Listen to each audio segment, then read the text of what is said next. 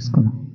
ప్రేమ, నమ్మకం, కనికరం గల తండ్రి యేసుక్రీస్తు ప్రభువా, దయగలిగిన తండ్రి, నీ పరిశుద్ధమైన వాక్యము చదువుతుండగా నీ వాక్యముల నుంచి నాతో మా అందరితో మాట్లాడమని యేసుక్రీస్తు నామములో ప్రార్థిస్తున్నాం తండ్రి. ఆమేన్.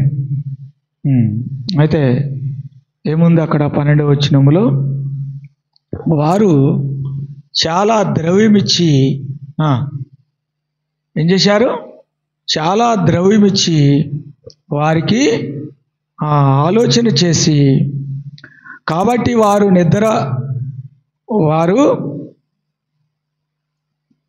పెద్దలతో కూడా వచ్చి ఆలోచన చేసి వారికి చాలా ద్రవ్యమిచ్చి వారికి ఈ సంగతులు చెప్పవద్దని వారికి ఆజ్ఞాపించాను. ప్రభు సమాధి నుంచి తిరిగి లేచినప్పుడు, సజీవుడిగా లేచినప్పుడు చూసిన వారు ఎవరంటే సైనికులు. అక్కడున్న సైనికులు అంటే ఇప్పుడు భాషలో పోలీస్ వ్యవస్థ అంటారు. అయితే ఈ సైనికులు వెళ్ళి ఏం చేశారు? యేసుప్రభువారిని ఈ సైనికులు చూశారు. చూసినప్పుడు వారు వెళ్ళి ఈ సంగతులన్నింటినీ కూడా ఏం చేస్తున్నారు? అక్కడ వారికి చెప్తూ ఉన్నారు. చెప్తూ ఉండగా ఏం జరుగుతుంది? వారందరూ కూడా ప్రభువుని విశ్వాసిస్తున్నారని అక్కడున్న పెద్దలు ఆలోచన చేసి ప్రభువుని గురించిన ఈ విషయాలు ఇంకా జనాలకు తెలవద్దని, ఇంకా ప్రజలకు తెలవద్దని, ఇంకా ప్రజలలో వ్యాప్తి కావద్దని ఏం చేశారు? ఆ సైనికులకి చాలా డబ్బు ఇచ్చేశారు, చాలా ధనం ఇచ్చేశారు. ధనం ఇచ్చి ఏం చేశారు? ప్రభు సమాధిలో నుంచి తిరిగి లేచినని చెప్పొద్దు. అయితే ఏం చెప్పండి? మీరు ఏం చెప్పాలంటే మేము నిద్రపోతుండగా ఆయన శిష్యులు వచ్చి ఆయన ఎత్తుకొని పోయారని మీరు చెప్పండి అన్నారు. హల్లెలూయా. అలా చెప్పారు. అంటే యేసు ప్రభువారు సత్యమైన వార్త, నిజమైన వార్త, మరి సర్వశక్తి కలిగిన వార్త, జీవము కలిగిన వార్తను ఎలా మూసివేస్తున్నారు అంటే డబ్బులు తీసుకొని మూసివేస్తున్నారు. డబ్బులు తీసుకొని మూసివేస్తున్నారు. కాబట్టి ఆయన విశ్రాంతి దినమున పెందలకడనే లేచాడు. జీవోదయమైనప్పుడు ప్రభు పెందలకడ లేచి సమాధి నుండి బయటకు వచ్చినప్పుడు ఆ దూత స్వరూపము మెరుపు వలె ఉండను. అప్పుడు అతనికి భయపడ్డ వలన కావిలి వారి వణికి చచ్చిన వారి వలె పడిపోయారు. హల్లెలూయా. కాబట్టి ప్రియమైన దేవుని బిడ్డలారా, అక్కడ ఎక్కువగా ఏం జరుగుతుంది? ప్రభు వార్తను వారు బంద్ చేయటం కారణం ఏంటి? ప్రభు వార్తను వారు మూసేయటం కారణం ఏంటి అంటే ఏంటి కారణము? అయితే వారు సైనికులు ఎంతో తేటగా పునరుద్ధాన మహిమను చూశారు. ప్రభు యొక్క పునరుద్ధాన మహిమను వారు తెలుసుకున్నారు. దాని గురించి సాక్ష్యం ఇవ్వకోకుండా వారికి డబ్బులిచ్చి వారు నోరు మూపించారు.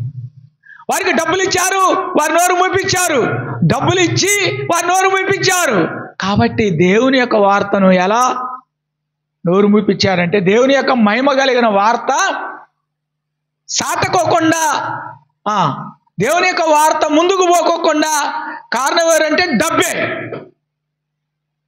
సువార్త పరిచర్య జరగకుండా ఉండాలంటే ఏం చేయాలా? డబ్బు ఏం చేయాలా? డబ్బునిచ్చి వారి నోరు మూపించేశారు. అలాగనే మార్కు సువార్తలో 16వ అధ్యాయము 19వ వచనంలో ఉన్నది. సైనికులకు అయితే వారి మాటలు వీరి దృష్టికి వెర్రితనంగా కనబడెను. లూకాసు వార్త 24:11 వచనం. అయితే యేసుక్రీస్తు సజీవుడుగా లేచాడని చెప్పినప్పుడు వారు వినినప్పుడు వారికి ఎలా ఉన్నాయంటే ఆ మాటలు ఆ యొక్క వెర్రితనముగా ఉన్నాయి. వెర్రితనముగా ఉన్నాయి. దేవుని యొక్క మాటలు ఆ యొక్క ప్రభు సమాధి నుంచి తిరిగి లేచాడని చెబుతుంటే ఆ విన్నవారికి ఎలా ఉందంటే ఎర్రి మాటలుగా ఉన్నాయి, వెర్రితనముగా ఉన్నాయి. అందుకనే ప్రభు అన్నారు, శిలువని గూర్చిన వార్త నశించుతున్న వారికి వెర్రితనము గాని రక్షింపబడుతున్న మనకు దేవుని శక్తి. హల్లెలూయా. యేసుక్రీస్తు శిలువలో ఏం చేశాడు? ప్రతి పాపమును చెప్పండి, యేసు రక్తము ప్రతి పాపము నుండి మనలో పవిత్రులుగా చేస్తుంది. కాబట్టి ఈ ప్రపంచములో ఉన్న ప్రతి ఒక్కరికి ఏమవసరము? యేసుక్రీస్తు యొక్క రక్తం అవసరము. అందుకే పాడతాం, నీ రక్తమే నన్ను శుద్ధీకరించు. అంటే క్రీస్తు యొక్క రక్తం ఏం చేస్తుంది? మనల్ని శుద్ధీకరిస్తుంది. క్రీస్తు యొక్క రక్తం ఏం చేస్తుంది? మనల్ని పవిత్రపరుస్తుంది. క్రీస్తు యొక్క రక్తం ఏం చేస్తుంది? మనల్ని పరిశుద్ధులుగా చేస్తుంది. క్రీస్తు యొక్క రక్తం ఏం చేస్తుంది? మనల్ని స్వస్థపరుస్తుంది. కాబట్టి యేసుక్రీస్తు రక్తములో మనకేముంది? విడుదల ఉన్నది. అందుకే యేసుక్రీస్తు మరి ఈ లోకములో ఏం చేశాడు? ప్రజలందరి కొరకు ఏం చేశాడు? ఆయన తన రక్తమును చిందించాడు. అది ఆయన సువార్త, అది ఆయన ప్రేమ వార్త, అది ఆయన యొక్క దైవ వార్త. కాబట్టి మరి ఇంకా ప్రభు అంటున్నారు, ఏమంటున్నారు అంటే మరి మార్కు సువార్తలో 16వ అధ్యాయము 9వ వచనం, ఈలాగున ప్రభు అయిన యేసు మాటలాడిన తర్వాత ఆయన పరమునకు కొనిపోబడెను. ఇలాగా ప్రభు అయిన యేసుక్రీస్తు మాటలాడిన తర్వాత, తను సిలువలో బలి అయిపోయిన తర్వాత, 3వ దినమున పాతి పెట్టబడిన తర్వాత, సజీవుడిగా లేచిన తర్వాత, ఆయన వారికి ఈ మాటలన్నీ చెప్పిన తర్వాత పరమునకు ఆరోహణమైన. ఎంతమంది చూస్తుండగా? 500 మంది కంటే ఎక్కువైన వారు చూస్తుండగా పరలోకమునకు ఎక్కిపోయాను. అప్పుడు అన్నారు, ఎందుకు మీరు ఆకాశం వైపు చూస్తున్నారు అని దేవదూతలు అడిగినప్పుడు, గలిలయ మనుషులారా, మీరు ఎందుకు ఆకాశం వైపు చూస్తున్నారు? ఏ రీతిగా ప్రభు ఆకాశమునకు ఎత్తబడుతున్నాడో, ఏ రీతిగా ప్రభు ఆకాశమునకు కొనిపోతున్నాడో, అదే రీతిగా ప్రభు అయిన యేసు ఈ భూమి మీదకి రాబోతున్నాడు. హల్లెలూయా. Thank you God. అయితే ఆయన అన్నాడు, ప్రభు అంటున్నాడు, ప్రభు ఇలాగూ ఆయన తన సంగతులన్నీ చెప్పాడు. చెప్పి ఏం చేశాడు? పరలోకమునకు ఆరోహణం అయిపోయాడు. అందుకే ప్రభు అన్నారు, భూమి మీద మీ గుడారమైన ఈ నివాసము శిథిలం అయిపోయినను, చేతి పనిగాక దేవుని చేత కట్టబడినది నిత్యమైన నివాసము పరలోకమందు మనకున్నదని ఎరుగుదుము. మన శరీరముడు ఒక దినమున మన్నుగానే మార్చబడుతుంది, దుమ్ముగానే మార్చబడుతుంది. అయితే మన మట్టి శరీరమును, మన దుమ్ము శరీరమును మహిమలో ప్రవేశపెట్టవలనని, ఈ మట్టి ఘటమును మహిమలో కలపవలనని, మహిమలో ప్రవేశపెట్టవలనని ప్రభు ఆ పునరుద్ధానం మహిమ మనకిచ్చుటకు 3వ దినమున సజీవుడిగా లేచాడు. Praise the Lord. హల్లెలూయా. కాబట్టి మరి అందుకే మనమేమి ప్రభువు దగ్గర కోరుకోవాలి అంటే, అపొస్తల కార్యములు 1వ అధ్యాయం ఆయనను పరిశుద్ధాత్మ మీ మీదకి వస్తే మీరు శక్తిమంతులు అవుతారు. పరిశుద్ధాత్మ కొరకు ప్రార్థించాలి. పరిశుద్ధాత్మ కావాలని ప్రార్థించాలి.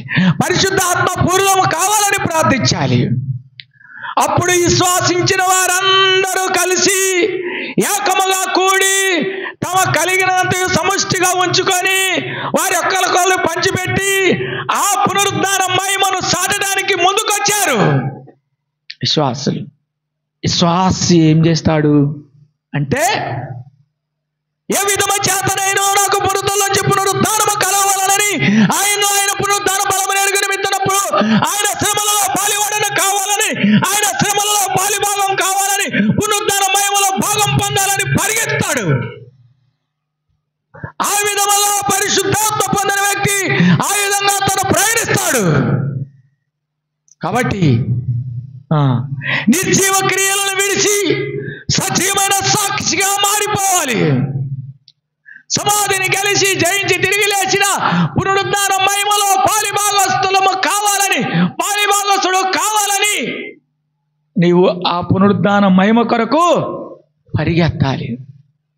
అయినను అపోస్తల కార్యము 2వ అధ్యాయము 2వ వచనం, వారందరూ ఏకముగా కూడుకొని ప్రార్థన చేస్తుండగా వారి మీదికి పరిశుద్ధాత్మ అగ్నిజ్వాలల వలె ప్రవేశించాను. అలాంటి ఆత్మ కొరకు దహం కొనాలి, అలాంటి ఆత్మ కొరకు దప్పిక కొనాలి, అలాంటి ఆత్మ కొరకు దహం కొనాలి. అందుకే మరి దావీదు మహారాజు అంటాడు, రాత్రి పగులు నీ ఆత్మ నింపుదల కొరకు నేను రాత్రి పగులు దేవా నీ మందిరములో దేవుని ప్రసన్నతను చూడవలనని, ఆయన మందిరములో నేను ధ్యానించవలని, ఆయన మందిరములో దేవుని ప్రసన్నతను చూడవలని నా ప్రాణము ఎంతో ఆశపడుతున్నది. అందుకే అన్నాడు, దేవుని వాక్యం నేను ధ్యానిస్తుండగా కొవ్వు మెదడు దొరికినట్టుగా నా ప్రాణం తృప్తిపరచబడుతుంది అంటున్నాడు. నీ ప్రాణం ఎక్కడ తృప్తిపరచాలి? దేవుని వాక్యములో తృప్తిపరచాలి. దేవుని మహిమలో నీ ప్రాణం తృప్తిపరచాలి. దేవుని ఆత్మ చేత నీ యొక్క ఆత్మ నింపబడుతూ ఉండాలి, పరిశుద్ధాత్మ. అందుకే అన్నాడు ప్రభు, పరిశుద్ధత లేకుండా ఎవడను ప్రభువును చూడలేడు. పరిశుద్ధాత్మ కొరకు దహం కొనాలి, పరిశుద్ధాత్మ కొరకు పట్టుదలతో ప్రార్థించాలి. అందుకే యాకోబు అన్నాడు, దేవా నీవు నన్ను ఆశీర్వదించే వరకు నేను నిన్ను వదిలిపెట్టనని పరిశుద్ధాత్మ దాహం కొరకు ప్రార్థించాడు. పరిశుద్ధాత్మతో నింపబడ్డాడు దేవుని శక్తితో. కాబట్టి పరిశుద్ధాత్మ కొరకు దాహం కావాలి. యెహోవా కొరకు నేను ఎదురు చూస్తున్నాను. కాబట్టి యెహోవా కొరకు ఎదురు చూసువారు నూతన బలం పొందుదురు, వారి పక్షిరాజు వలె రెక్కలు చాపుతారు, ఆకాశమునకు ఎగురుతారు. అంటే దేవుని ఆత్మ కొరకు మనం ఎప్పుడైతే ఎదురు చూస్తామో, దేవుని మహిమ కొరకు మనం ఎప్పుడైతే ఎదురు చూస్తామో, దేవుని సన్నిధి కొరకు మనం ఎప్పుడైతే ఎదురు చూస్తామో, మన యొక్క స్థితి పక్షి రాజు వలె పైకి ఎగురుతుంది. పక్షి రాజు వలె దేవుని మహిమలో ప్రవేశిస్తుంది. పక్షి రాజు వలె గంతులు వేస్తాం. జీవము కలిగిన దేవుని కొరకు నేను తృష్ణగొనుస్తున్నాను. కీర్తనలో 61వ అధ్యాయములో 1వ వచనములో, నేను మొరపెట్టగా యెహోవా నా మొర ఆలకించెను, ఎలుగెత్తి నేను యెహోవాకు మొరపెట్టుచున్నాను, నా ప్రాణము తల్లడిల్లగా నేను మొరపెట్టుచున్నాను. నా ప్రార్థన ఆలకించు దేవా, నా ప్రార్థనకు చెవియొగ్గు దేవా, నా ప్రార్థనకు జీవమును అనుగ్రహించు.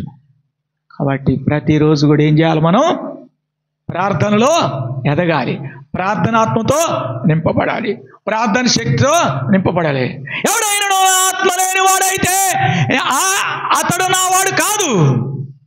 దేవుని కొరకు దావీదు అంటున్నాడు, నేను యెహోవాకు ఒక స్థలము చూసే వరకు, యెహోవాకు ఒక మందిరము నిర్మాణం చేయ వరకు, నేను యెహోవా పని చేయ వరకు నేను పరుండు మంచం మీదకి ఎక్కను, నేను ఆహారం తినను, నేను మంచినీళ్ళు తాగను, నా కన్నులకు నిద్ర రానేను అని దావీదు మహారాజు మొరపెడుతున్నాడు.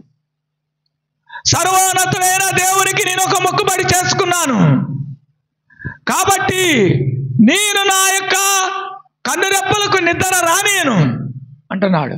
కాబట్టి బలిష్ఠుడైన బలవంతుడైన యాకోబు దేవునికి ఒక నివాస స్థలము కొరకు ఏర్పాటు చేయట కొరకు, దేవుని పని చేయట కొరకు నిద్రపోడంట. ఆహారం తినడంట, ప్రార్థనలో దివారాత్రులు గడుపుతాడంట. కాబట్టి యాకోబు యొక్క దేవుని నామం నిన్ను ధరించును గాక, యాకోబు దేవుని నామం నిన్ను పరిశుద్ధపరచబడును గాక. మరి యాకోబు ప్రార్థనలో పట్టుదల కలిగి ఉన్నాడు. ప్రియమైన దేవుని బిడ్డలారా, అలాగనే మనం కూడా ప్రార్థనలో పట్టుదల గలవారం ఉండాలి, ప్రార్థనలో మెలకువగా ఉండాలి. ప్రార్థనాత్మ కొరకు మనము బలము కొరకు ప్రార్థించాలి. మరి ఎట్లనైనను నాకు పునరుద్ధాన మహిమ కావాలనని, పునరుద్ధాన జీవముతో ఎదగాలని, పునరుద్ధాన మహిమలో ఉండాలని ఎల్లప్పుడూ మెలకువగా ఉండి ప్రార్థన చేయండి. మరలా చెప్పుచున్నాను, ఎల్లప్పుడూ మెలకువగా ఉండి ప్రార్థన చేయండి. ప్రభు ప్రార్థన చేస్తుండగా ఆయన యొక్క చెమట రక్తము వలె మారెను. అది పట్టుదల ప్రార్థన. కాబట్టి ప్రియమైన దేవుని బిడ్డలారా, మనము కూడా, నీవు కూడా, నేను కూడా అటువంటి పట్టుదలలో ప్రార్థన చేయాలి. ప్రార్థనాత్మతో నింపబడాలి, ప్రార్థన శక్తితో నింపబడాలి, ప్రార్థన జీవంతో నింపబడాలి. హల్లెలూయా. ప్రార్థన చేస్తున్నాం. ప్రేమ, నమ్మకం, కనికరం గల తండ్రి, జీవము గల తండ్రి, పరిశుద్ధుడు అయిన తండ్రి, జీవాధిపతి అయిన తండ్రి, ఏ విధము చేతనైనా మృతుల నుంచి పునరుద్ధానము కలగవలనని, పునరుద్ధాన మహిమ కొరకు పాటుపడే బిడ్డలను లేవనెత్తండి.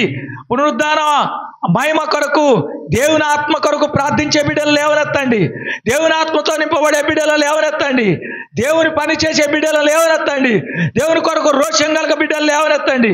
దేవుని కొరకు సజీవ సాక్షులుగా నిలబడి మరి బిడ్డలను లేవనెత్తుమని యేసు నామములో ప్రార్థిస్తున్నాం తండ్రి. ఆమేన్.